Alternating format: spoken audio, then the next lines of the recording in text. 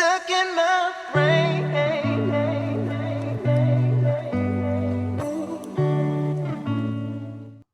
Hey there, welcome to Functional Mental Fitness. Today we're going to explore the importance of values, how they can both support and take away from our sense of well-being. So why are values important? Well, they shape our view of the world around us, and they can tell us what's important, when something's going wrong, when we're winning, when we're losing. Our values can also give us a real sense of purpose and direction in the world, something that is particularly important to keep in mind with everything that's been happening with the global pandemic and COVID. I know for me here in Victoria, I've been stood down twice now, and I've certainly had to get in touch with my values to help redefine what my life looks like, and then sort of move from there to gain a bit of momentum and purpose again.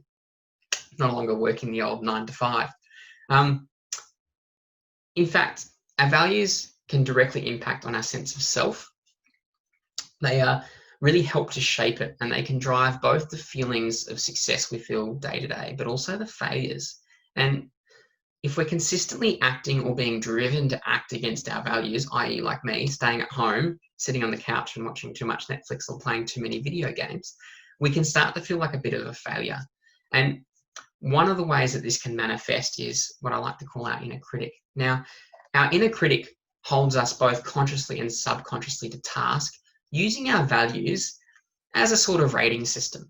Now, that feeling of failure when things are out of control often comes from this inner sense of what's important to you, from this sort of values space, if you like. And we can often find ourselves both consciously and subconsciously judging ourselves according to these values, despite what's happening around us. So, for example, I might see myself as a provider in my household, but I can no longer work, or I might be working less due to COVID. So I might find that my inner critic is whispering or shouting in my ear, depending on the day, that I'm not good enough because I'm not meeting those requirements outlined in my head and my heart that tell me that this is what's important to me in life for who I am as a person. You can see how managing this can be quite tricky, and it can impact not just our professional lives, but our personal lives, our relationships with others, and overall our sense of control and contentment in the world.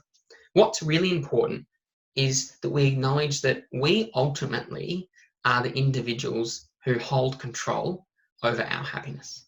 So we are the people who, if we're rowing the rowboat, we're the ones with our hands on the oars. We're not a passenger.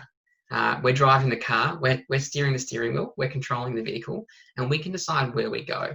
And what's really great about understanding our values is that it helps provide direction. It's the GPS, if you like, of self-determination and sort of broader happiness and broader functional mental fitness. So there's 3 things we can do when it comes to sort of putting our values, well-being actions into place. The first thing is really all about learning to understand what's important to you. So what are your values? Now, you can do this. You can explore your personal life, your professional life. You can think about what's important to you with your health, what's important to you in your relationships, what's important to you in your daily routine.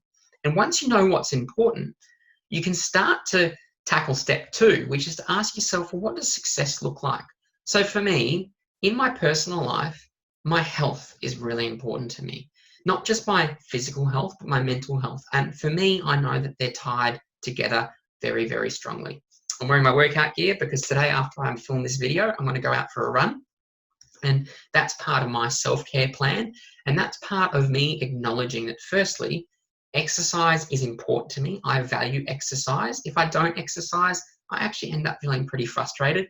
Not only is my mental health impacted because there's evidence basis to show that exercise improves your mental health and your mental fitness, but also personally for me, if I don't exercise during a week, I feel pretty frustrated and disappointed. I feel like I've let myself down.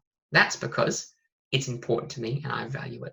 So I understand that about myself. Step 1.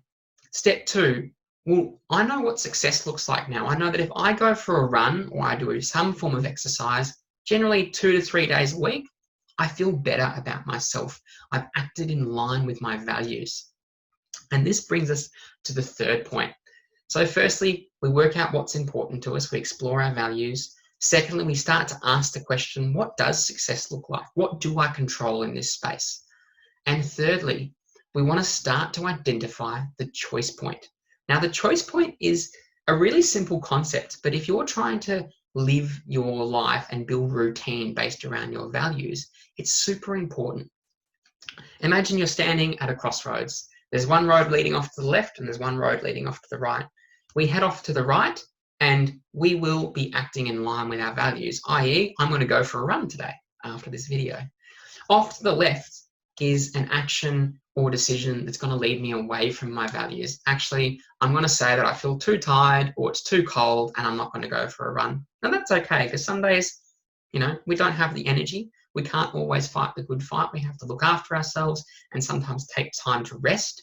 And we have to practice some self-compassion around that. But because I can identify this as a choice point, and I know that if I haven't exercised this week and it's already Friday and I've only got 3 days of the week left, if I don't exercise, come Sunday night, I'm going to start to feel a bit low. It's going to affect my mood. It's going to affect my mental health. And overall, if that continues, if I keep getting to that choice point and I keep going down that left road instead of the right road, pun intended, I will end up finding that my sense of happiness and my sense of control over my life will dissipate, fade. So this is how we can use values to support functional mental fitness. First, we identify what our values are, what's important to us. Second, we identify what success looks like now that we know what's important to us. And third, whoops, hold up 4 fingers there.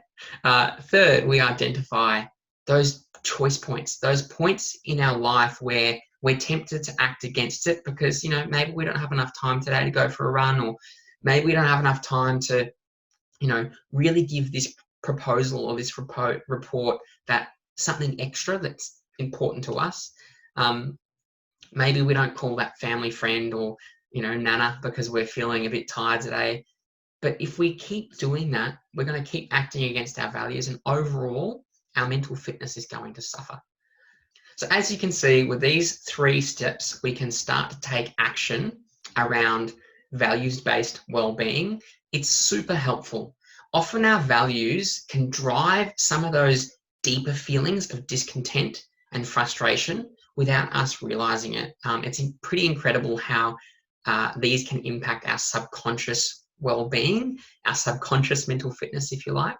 And if we start to proactively engage with our values and create an action plan around what to do day to day to keep us in line with those, our sense of control on the world around us increases.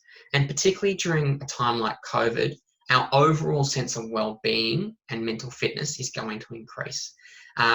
Feeling like you're in control in a time when control is, slipping from our fingers with decrees from the government, we can't go outside, demands to wear a mask. And of course, it's all in the cause for the greater good, but it doesn't mean that it's frustrating and difficult for us not to feel like we're losing that control and we're losing that sense of wellness, and our mental fitness is going to suffer. The next time we have a chat, I'm going to be talking about COVID, lockdown, and all the things we can be doing to improve our mental fitness during lockdown and ISO. Hopefully you found this video helpful. If you ever have any questions, you can always flick me a message via LinkedIn or through my email. The details are always below in the comments. Have a great day. Stuck in my brain.